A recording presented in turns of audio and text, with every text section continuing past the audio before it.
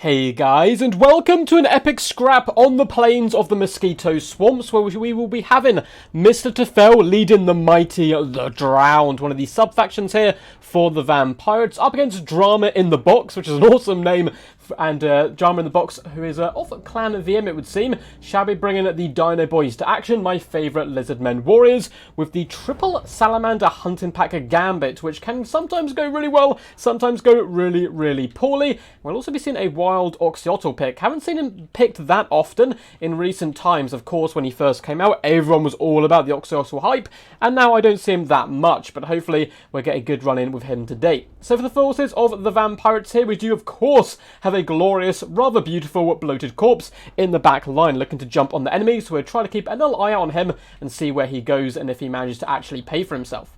In the back we have a couple of polearms, and polearms guarding the flanks as well, while the main front line is made of deckhand mobs, as well as some polearm varieties in the front. So basically a nice big old fat blobby circle of rotten flesh, cheap, cheerful, not too happy to be here, but hey, we can't all have what we want. We do have 2 units of zombie pirate gunnery mob hand cannons in the back, so they're going to be bringing some nice long-range anti-large pressure. I say long-range, their range is actually 90, which isn't, insane. We do have also 2 gunnery mob bombers just behind them to try to dish out the pain to anything which does slam against this rotten front line. We have Celostro Diaphin, which is actually a really cool pick here today. Normally we get to see Luther Harkin or Count Noctilus, almost always Count Noctilus at the moment it would seem. But no, we're getting the glorious Diaphin on her version of the Krusty Krab, and he looks absolutely delighted to be out here in the action. He's such a cool model. I do get to wish we got to see these giant beasties a little bit more often in the game. She's coming in with the Ghosts of the Past, as well as the Song of Enthrallment. We have Arcane Conduit, Vargeist Revenge, Fog of the Damned, as well as Denizens of the Deep. Now, the Lore of the Deep is actually a really powerful magical lore, but we just don't get to see it terribly often due to how good Vampires is, which is also another option here for the VP.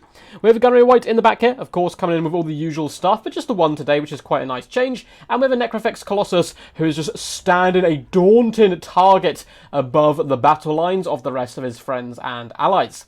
For the forces of the Dino Boys, we do indeed have Oxyotl leading the battle line, the sneakiest of all skinks. Should be able to do some relatively decent long-range pressure to the I'll call him Noctilus. I'm so used to seeing Noctilus on the Necrofex Colossus, but on the Colossus, on the Gunnery White, or on Celostro Diaphin, he does have to sit on those targets for a long time though here to make his value.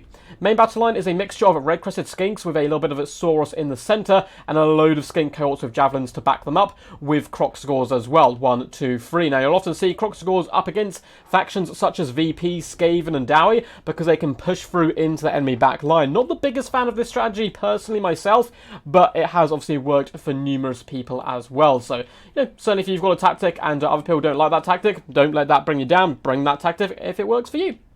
We also have triple Salamander Hunting Packs, which I'm a much bigger fan of here. Now, the Salamander Hunting Packs could do great or terrible. They're very risky in this matchup. As you can see, some cannons go through, and the poor little flaming doggos do start to bite the dust, but they will do devastating damage to some of the large constructs and characters of the Vampirates. If you can get the Umbral Tide with their Stalk, that can be pretty useful as well. We do have a little Skink Priest of Heavens down here, coming in with Wind Blast, Orion's Thunderbolt, and Chain Lightning. So it's a real fun Lizardman build. Let's hop in here and see how the battle does progress.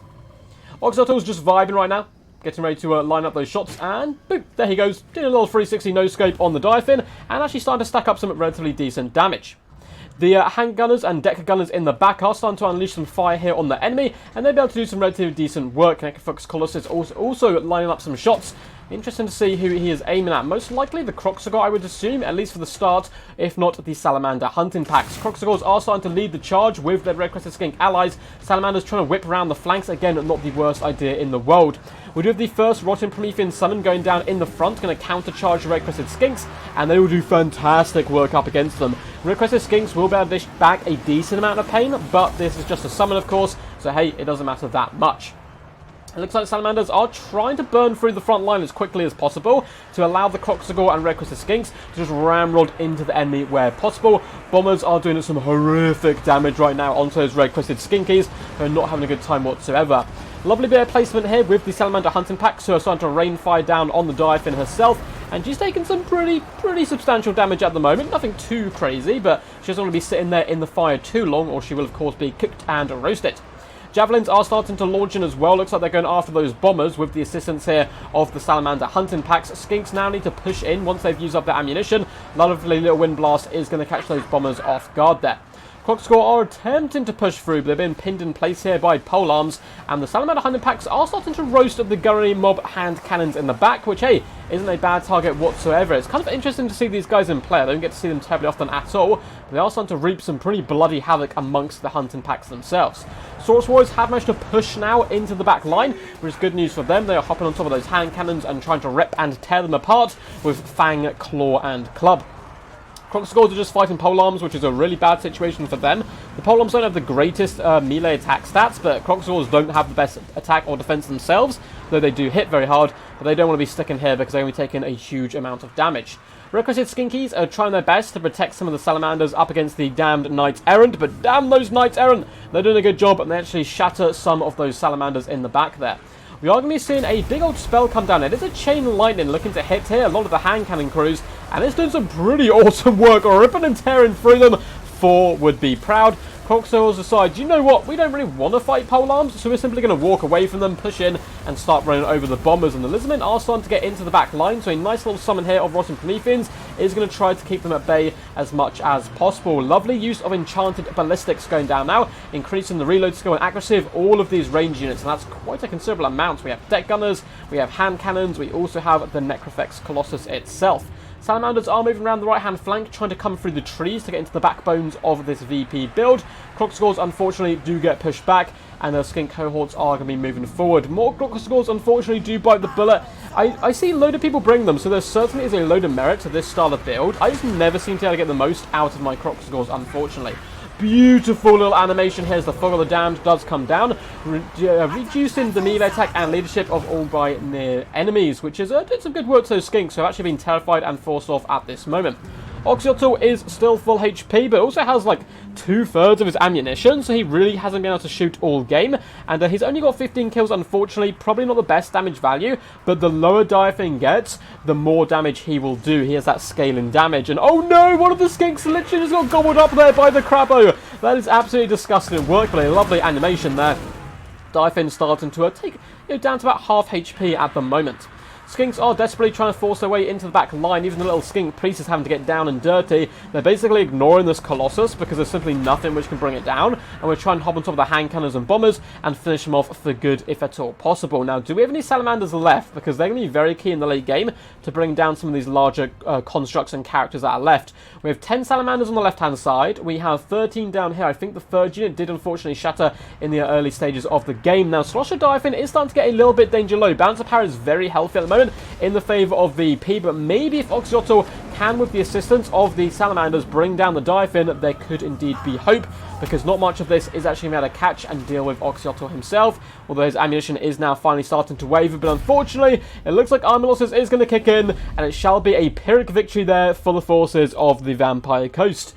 Really fun game. I do love the triple hunting pack, triple Kroxgor gambit there. Unfortunately, didn't quite pay off today. And oh no, we completely missed the Bloated Corpse. It looks like he basically did nothing, just jumping on some skinks there, because okay, kills-wise, 37, but only 168 damage value, so bad, Bloated Corpse.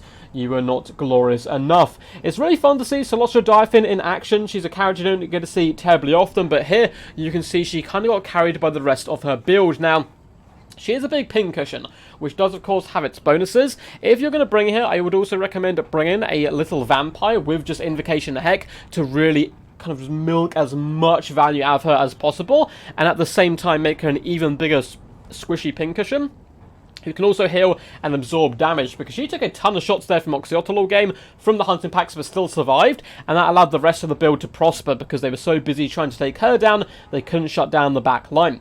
We will hop into the damage dealt and damage value of all of these units in just a second, but if you guys did enjoy this video, make sure to leave a big fat juicy thumbs up, subscribe to the channel as well for more content into the future, and feel free to drop a big fat thumbs up down below and comment what you thought of the triple Salamanders, triple Kroxgor build, or likewise, why do we not see Diaphin, and why has Oxyotl kind of come off the heat a bit? Do you think people just played him too much and got a little bit bored of just bringing Oxyotl over and over again, or do you think the initial hype of him was a bit too much, and he's a decent lord, but not quite as powerful as everyone initially thought?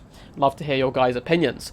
There are links down below as well to my Patreon if you'd like to support the channel. Likewise to my Discord if you want to submit replays to me, just like Mr. Tefel did here today. Get involved in tournaments and events that I host, and chill out with a big old bubbling community of Total War Warhammer players and fans.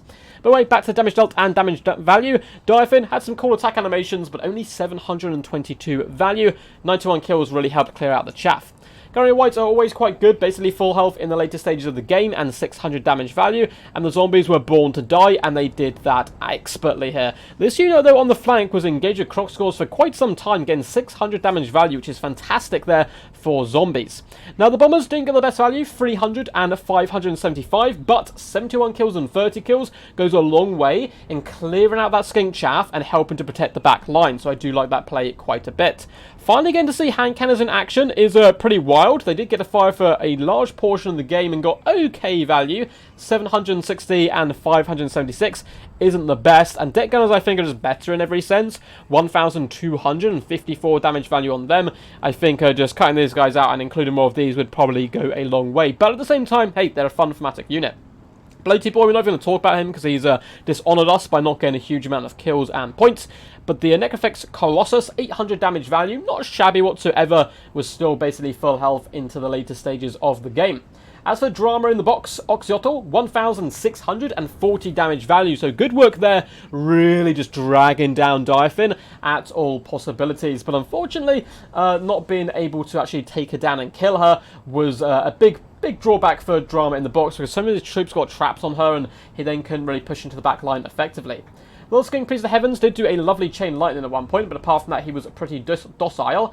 The Reckless Skinks didn't do a huge amount either. Saurus Warriors, yeah, it was kind of a struggle for the rest of the build. The infantry didn't do great. Croc Skulls got absolutely slammed. Big kills, but hey, when your opponent can just chuck so many cheap units at you, it's not really going to be about the kills, it's can you push in to that back line. Hunting Packs, 300 value, 260 and 450.